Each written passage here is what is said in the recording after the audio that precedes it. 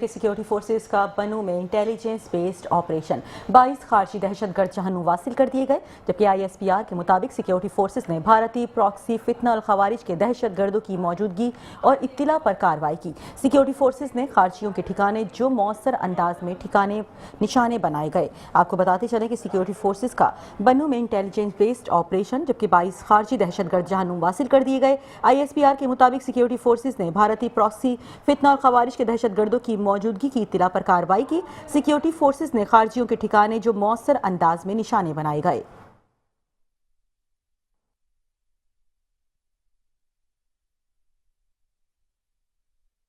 مزید آپ کو بتائیں گے ضلع بنو میں فتنہ الخوارج کے دہشت گردوں کے خلاف کامیاب کارروائی۔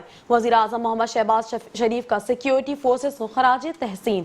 کہا عزم استحکام کے ویژن کے تحت سیکیورٹی فورسز دہشت گردی کے خلاف بڑی کامیابیاں حاصل کر رہی ہیں۔ پوری قوم دہشت گردی کے خلاف اس جنگ میں پاکستان کی افواج کے ساتھ کھڑی ہے۔